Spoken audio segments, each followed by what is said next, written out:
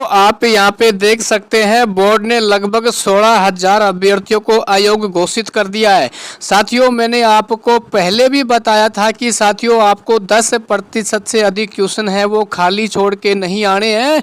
आपको OMR seat में कोई ना कोई ऑप्शन फिल करके आना है।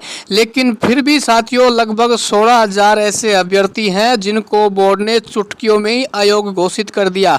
इनमें काफ़ी साथी ऐसे भी रहे होंगे जिनके भाई साहब 116 प्लस क्वेश्चन राइट हैं, यानी ये अयोग्य घोषित नहीं होते तो कुछ ना कुछ अभ्यर्थी इनमें भी यहाँ पे लगभग उनका सिलेक्शन हो जाता। देखो दोस्तों, और उसके अलावा क्या है, नॉर्मलाइजेशन ने भी कई हजारों अभ्यर्थियों को बाहर करने का काम किया है। देखो दोस्तों, उससे पहले मैं आपको यहाँ बताना चाहूँगा, काफ़ी साथियों के ये कमेंट्स आ रहे हैं कि सर बोर्ड ने इतने बच्चों को क्यों पास किया है, लगभग 3,84,000 के आसपास बच्चों को पास क्यों किया गया, इसका रीज़न क्या है हमें समझ में नहीं आ रहा।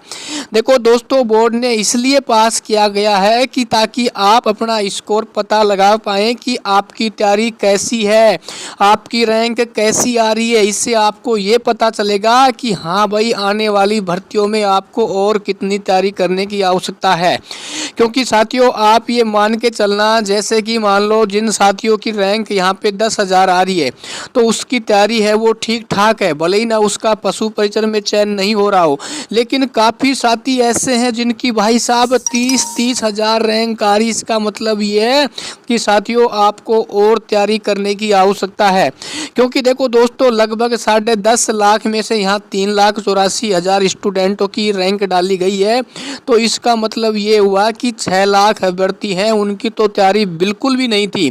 ठीक है ना। तो इसलिए साथियों बोर्ड ने इतने बच्चों को पास किया है ताकि आप अपना एक अंदाज़ा लगा पाएँ कि आप कितने पानी में हैं साथियों। ठीक है। और रही बात, काफ़ी मेरे युवा साथियों के मैसेज आ रहे हैं कि सर कितनी रैंक वाले बच्चों का चयन होगा। साथियों सीधा सा गणित है, जितनी सीट है उतनी रैंक जिनकी आएंगी।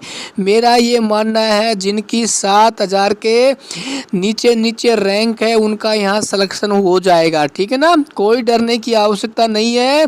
क्योंकि काफ़ी साथी ऐसे भी रहेंगे जो ज्वाइनिंग नहीं करेंगे, तो उससे और ऊपर वाली जो रैंक के साथी हैं उनका यहाँ पे सिलेक्शन हो जाएगा। ठीक है। बाकी साथी हैं 4th ग्रेड भर्ती के, लग जाइए आँख मीच के। पशु परिचर के एग्ज़ाम ने आपको ये साबित कर दिया है साथियों कि आपको और तैयारी करने की आवश्यकता है। और प्लस में भाई मैं तो ये कहता हूँ, ये नॉर्मलाइजेशन का फॉर्मूला आप 4th ग्रेड भर्ती में मत अपनाना। क्योंकि भाई 4th ग्रेड भर्ती में तो आपको पता है एग्ज़ाम कम से कम 2 या 3 दिन चलने वाला है। क्योंकि लगभग 30 लाख से अधिक अभ्यर्थी इसमें एग्ज़ाम देने वाले हैं। तो हो सकता है उसमें आपकी शिफ्टें हैं वो 7-8 शिफ्ट हो सकती हैं। तो ऐसी कंडीशन में नॉर्मलाइजेशन होता है तो बड़ा दुख होता है यार। ठीक है ना। तो साथियों इस 5वें ऑप्शन का उसमें भी आपको ध्यान रखना है कि कभी आप ना हो मेहनत करें और आपकी मेहनत है वो आप अयोग्य घोषित हो जाओ। यार ये 16,000 बच्चों को दिलों पर क्या गुजर रही होगी जब उनका यहाँ पे कहीं पर भी रोल नंबर दिखाई नहीं दे रहा होगा। ठीक है ना। तो ऐसी गलती मत करना साथियों आप भी।